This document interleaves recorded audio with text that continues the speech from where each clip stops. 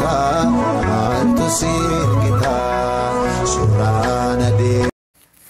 Yooyyaa harka fuunee hordoftoota chaanela eebbisaa intartimentii nagaa waaqayyo isiniif haa ta'u jirtu jecha nus nagaa jirraa galanni fulfinni waaqayyoodhaaf haa ta'u. Egaa akkuma suuraa viidiyoo sirra argitan viidiyoon kun harmee kana biyya Sudaan keessatti waraanaan marfamtee reebicha hamaan karaa waraanatiin osoo irratti ta'uu karaa sooshaal miidiyaa hawaasa kanaatiin viidiyoon kun miidiyaa irra faca'ee ture. Namoonni baay'een garuu harmee kana laalee namni lapheen hin cabne ni jira jedhee hin yaadu. Garuu haa ta'u malee gara jabeenyi dhala namaa baay'ee ciccimaa akkuma dhufee harmee asirratti argaa jirtan kana namoonni baay'een waraanni ajjeesira kan jedhanis ni jira. Namoonni baay'een garuu immoo hin ajjeefamne waraanni raayyaan ittisa biyya Sudaan kibbaa jechaadha lubbuu ishee oolchira kan jedhamus ni jira. Garuu ammaaf wanni ragaan qabatamaan viidiyoon harmeen kun jiraachuu waraabamee maxxanfame hin jiru jechaadha. Namoonni haadha qabdan akkasumas immoo namoonni deessanii ilmoof jalaa qabdan miidhama harmee kana isiniif gala jedhee yaada.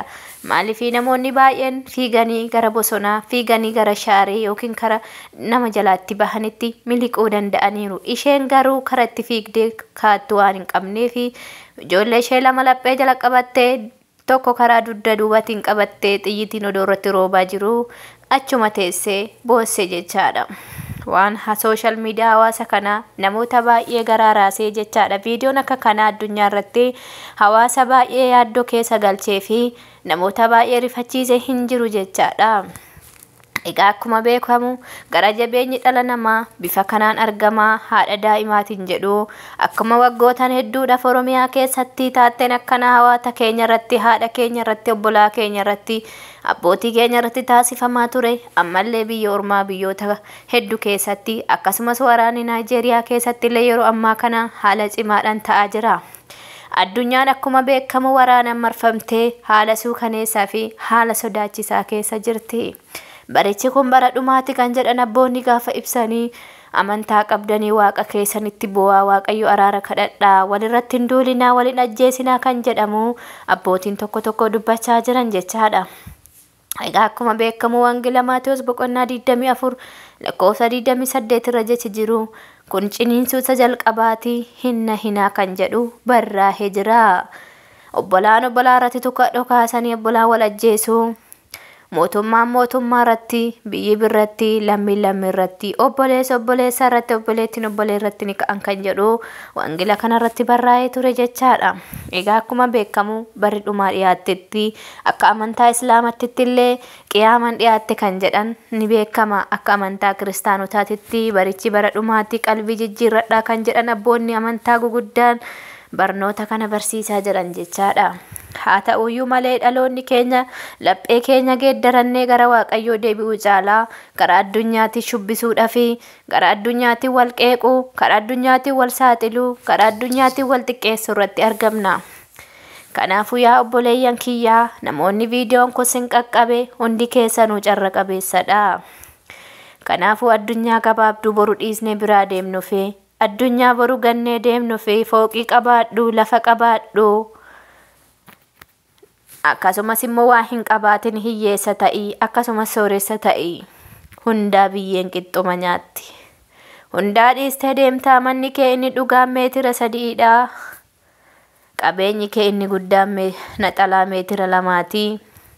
Guyyaa dhumaa isaan maramtee deemtaa naxalaa takkittii kan bishaan hin tunne bitanii isaan si xaqallalanii akka biyya lafaarraa si geggeessan beeki. Addunyaan marqaadhaan si simattee suummoodhaan akka si geggeessitu beeki. Yaa lammii keenya addunyaan yeroo ammaa kana ciniinsuu ciccimaa keessa akka jirtu dhagahamaa jira.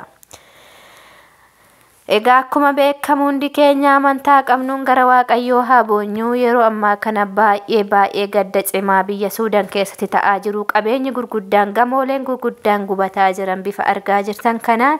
Kanaafuu hundi keessanuyyuu Sudaan bichaa miti waraanni kan ta'aa jiru. Oromiyaa keessatti waggoota 7 darbaniif waraanni osoo addaan hin citinii akkasumas ilmaan Oromoo osoo hin du'inii haatiyyeessa osoo hin boohin oollame hin beeku.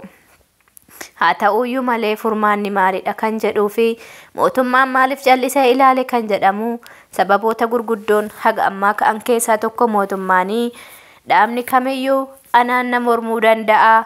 Dhaabni kamiyyuu anaa fi ittaana kooti mormuu danda'a. Garuu qotee bulaa Oromoo miidhuu fi ajjeesuun sirrii miti kan jedhu gaafii deebiin isaan deebisan kana qofa akka ta'edha kan himamu.